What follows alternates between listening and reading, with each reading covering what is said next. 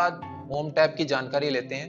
Home tab में सबसे पहले आप देख रहे हैं क्लिपबोर्ड। इसमें कुछ भी बताने का नहीं है, ये सेम वही है जैसा आप MS वर्ड में ऑलरेडी पढ़ चुके हैं। उसके बाद आता है फ़ॉन्ट मेन्यू। फ़ॉन्ट मेन्यू में भी कुछ ज़्यादा बताने का नहीं है, थोड़ा सा यूज़ करने का तरीका बदल जाता है। MS वर्ड में आपको टेक्स्ट सेलेक्ट करना होता था और उसके बाद आप किसी भी टेक्स्ट पे फ़ॉन्ट एंड फॉर्मेटिंग अप्लाई करते थे। लेकिन माइक्रोसॉफ्ट एक्सेल में जो भी फॉर्मेटिंग अप्लाई होती है वो सेल्स पे होती है। आपको सिलेक्ट भी सेल्स करने हैं और उस पे फॉर्मेटिंग अप्लाई करनी है। जैसे कि ये सारे सेल्स बोल्ड करने हैं, तो इन सारे सेल्स को मैं सिलेक्ट करके बोल्ड कर दूंगा तो ये बोल्ड हो जाएंगे। उसके बाद है बॉर्डर। यहाँ पर बॉर्डर भी सेल्स पे ही अप्लाई होता है। MS वर्ड में हमारा लाइंस पे अप्लाई हो जाया करता था बॉर्डर, लेकिन यहाँ पर सेल्स पे बॉर्डर अप्लाई होता है। अब जैसे ये मैंने कुछ सेल्स सेलेक्ट किए हैं और इन पे मैं बॉर्डर लगाना चाहता हूँ, तो यहाँ से मैं बॉर्डर सेलेक्ट करूंगा किस प्रकार का मुझे बॉर्डर लगाना है, तो ये बॉर्डर लग जाएगा।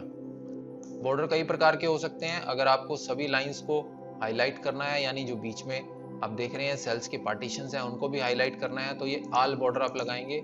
ये सारे के सारे अब जो सेल्स के पार्टीशंस हैं वो भी हाईलाइट हो गए हैं। एक्सेल में फॉर्मेटिंग करते हुए आपको कुछ चीज़ों का और ध्यान रखना है कि जैसे इसमें किसी पर्टिकुलर वर्ड पे आप सभी प्रकार के फॉर्मेट नहीं लगा सकते। वर्ड में ऐसा पॉसिबल था कि आपने कुछ करेक्टर्स या कुछ लेटर या पार्ट वर्ड्स आपने सेलेक्ट किए, तो उसको आपने हाईलाइट कर दिया अलग कलर से, तो ऐसा पॉसिबल नहीं है। आप देखें जैसे ही आपने ये कुछ छोटा हिस्सा सिलेक्ट किया है तो बहुत सारे ऑप्शंस यहाँ पर बंद हो गए हैं। सिर्फ कुछ ही ऑप्शंस अवेलेबल हैं जो इस पे अप्लाई हो सकते हैं। जैसे फ़ॉन्ट का साइज चेंज हो सकता है, फ़ॉन्ट चेंज हो सकता है, बोल्ड इटैलिक अंडरलाइन लग सकता है, लेकिन बॉर्डर इस पे नहीं लग सकता है, फिल कलर इस पे नहीं लग सकता है। अलाइनमेंट आप अलग अलग वर्ड्स की अलग अलग नहीं कर सकते हैं, यानी जो अलाइनमेंट आप करेंगे वो सेल पे करेंगे, या तो सेल पूरा का पूरा लेफ्ट अलाइन होगा या पूरा का पूरा सेल राइट अलाइन होगा। ऐसा नहीं होगा कि कुछ वर्ड इधर और वर्ड उधर चले जाएंगे, इस चीज़ की पॉसिबिलिटी नहीं है। उसके बाद आते हैं अलाइनमेंट मेन्यू पे। यहाँ पर आप देखें ये कुछ एक्स्ट्रा फीचर्स यहाँ पर हैं, जैसे top align, middle align and bottom align. ये MS वर्ड में नहीं था, लेकिन पावर पॉइंट में आप इसको पढ़ चुके हैं ऑलरेडी। मैं एक बार आपको बता देता हूँ। इसको समझने के लिए मैं किसी एक सेल का साइज बढ़ा देता हूँ। किसी भी रो या कॉलम का साइज बढ़ाने के लिए आप इन साइजिंग हैंडल्स का यूज करते हैं। साइजिंग हैंडल का यूज आप सिर्फ ये जो आपकी हेडिंग बार्स हैं इन्हीं पर ही कर सकते हैं, आप बीच में सेल्स पे नहीं कर सकते। ये जो आप देख रहे हैं, ये कॉलम के एड्रेस दिए गए हैं और रो के एड्रेस दिए गए हैं, इसको हम हेडिंग बार बोलते हैं। तो यहाँ पर जैसे ही आप लेके जाते हैं अपने कर्सर को, तो आप देखें ये साइजिंग हैंडल आ जाता है, यहाँ से आप इसको बड़ा कर सकते हैं। अब ये पर्टिकुलर रो बड़ी हो गई है। उसी तरह से आप कॉलम को भी बड़ा कर सकते हैं। आप साइजिंग हैंडल लेकर जाएंगे और वहां से आप किसी भी कॉलम का साइज बढ़ा सकते हैं। किसी पर्टिकुलर सेल का साइज नहीं बढ़ाया जा सकता, या तो पूरी रो का या पूरे कॉलम का ही साइज बढ़ाया जा सकता है। उसके बाद आप किसी भी सेल पे क्लिक करेंगे और इसको अगर आप मिडिल अलाइन कर देते हैं तो वो टेक्स्ट जो है सेंटर में आ जाएगा। टॉप अलाइन कर देते हैं तो टेक्स्ट टॉप पे आ जाएगा। रो या कॉलम को ऑटो फिट करने के लिए आपको वापस साइजिंग हैंडल का यूज करना है, और जैसे ही रो एड्रेस के लास्ट में अपने साइजिंग हैंडल को लेकर जाएंगे और वहां जाके डबल क्लिक करेंगे तो ये ऑटो फिट हो जाएगा। उसी तरह से कॉलम में भी कॉलम एड्रेस के लास्ट में जब आप साइजिंग हैंडल को लेकर जाएंगे और डबल क्लिक करेंगे तो ये ऑटो फिट हो जाएगा। ऑटो फिट का मतलब होता है कि जितना स्पेस इसको मैक्सिमम चाहिए बस उतना ही स्पेस ये लेगा, बाकी वो आपस में चिपक जाएगा, यानी उसका साइज कम हो जाएगा।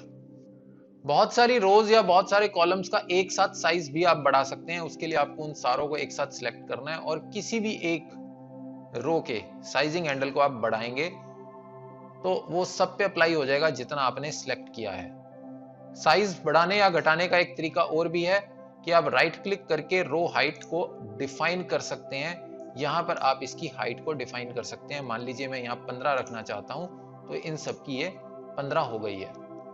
बाय डिफॉल्ट किसी भी रो की हाइट 14.4 होती है, तो आप इसके अकॉर्डिंगली अपने रोज की हाइट जो है चेंज कर सकते हैं।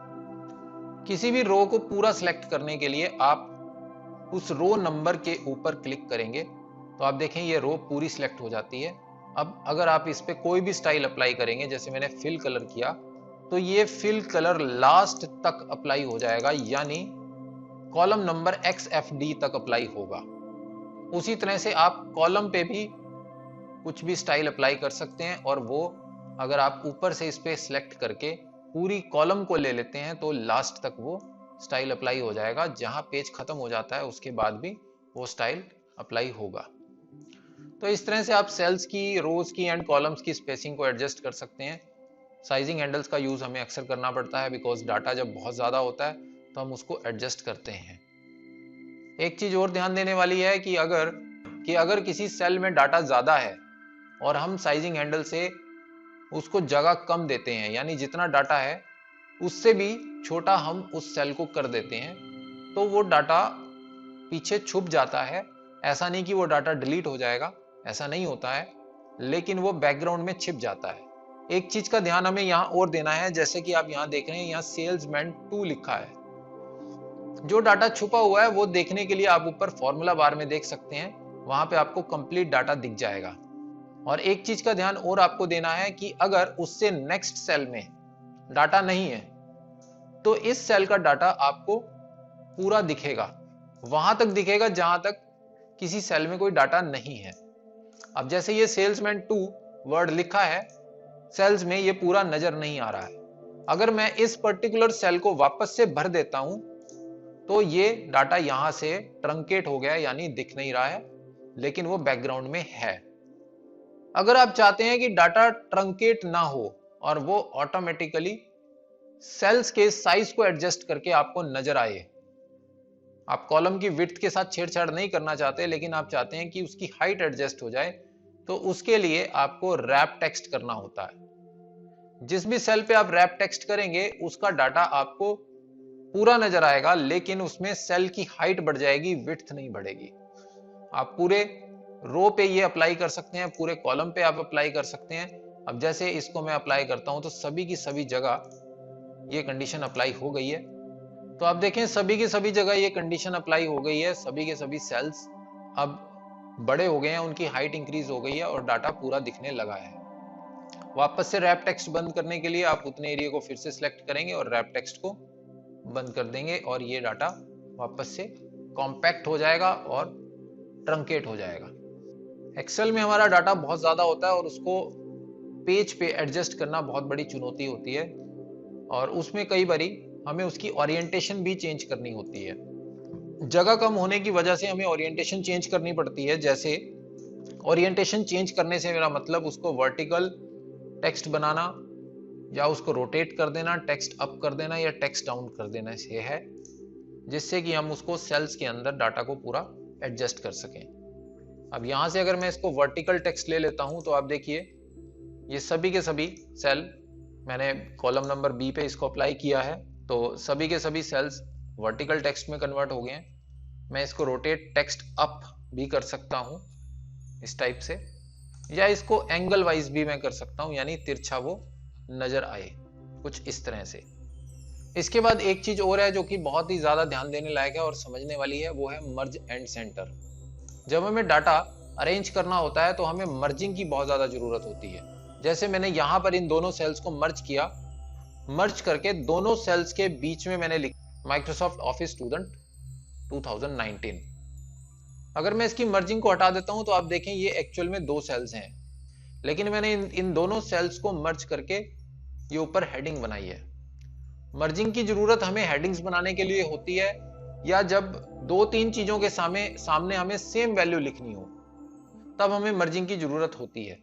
जैसे एक्सेल 2007 से लेकर एक्सेल 2019 तक रोज उतनी ही हैं, तो मैं इनको मर्ज कर सकता हूं, और ये एक ही सेल बना दिया है मैंने इनका, यानी ये सारे सेल मर्ज करके उसका एक सेल बना दिया है, और उससे ये प्रूफ होता है कि ये सभी की वैल्यू 10,48,576 है। उसी तरह से इन सेल्स को भी मैं मर्ज कर सकता हूं।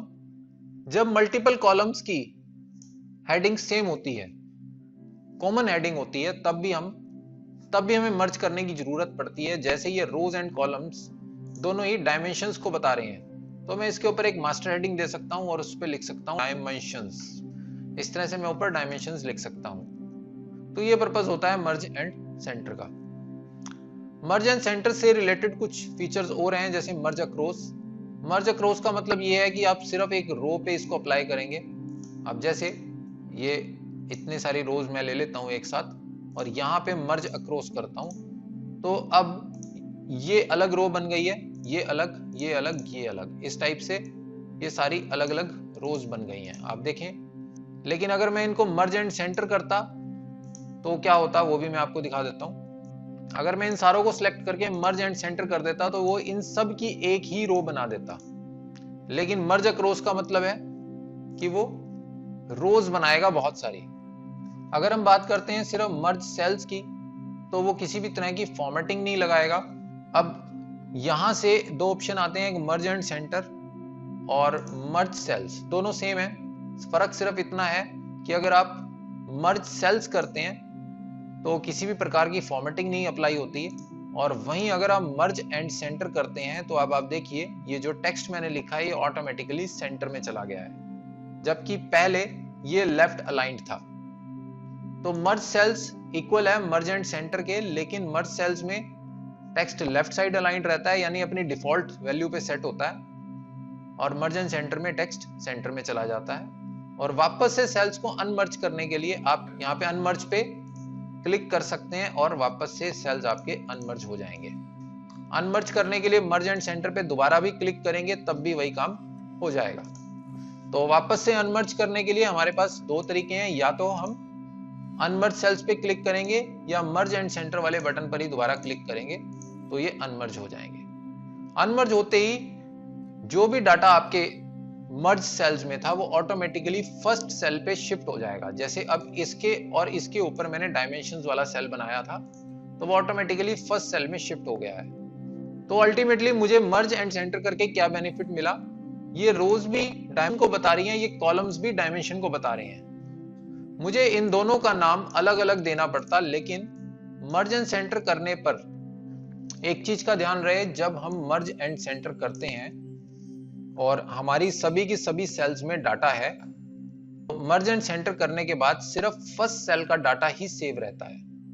अब जैसे आप देख सकते हैं कि ये टोटल 6 सेल है मेरे पास और 6 की 6 सेल में अलग अलग डाटा है, डाटा 1, डाटा 2, 3, 4, 5, 6। और जैसे ही मैं मर्ज एंड सेंटर करूंगा तो यहां पर मेरे पास प्रॉम्प्ट आता है, it only keeps the upper left value and discard other values, यानी सिर्फ डाटा 1 ही मेरे पास सेव रहा है। और वापस से जब अनमर्ज इसको करूंगा तो ये ऑटोमेटिकली अपर लेफ्ट यानी फर्स्ट सेल में शिफ्ट हो जाएगा, बाकी सारा डाटा आपका लॉस्ट हो जाएगा। तो इस चीज का ध्यान रहे। तो ये था आपका अलाइनमेंट मेन्यू। नेक्स्ट है हमारे पास नंबर मेन्यू। नंबर मेन्यू को हम नेक्स्ट वीडियो में पढ़ेंगे डिटेल में।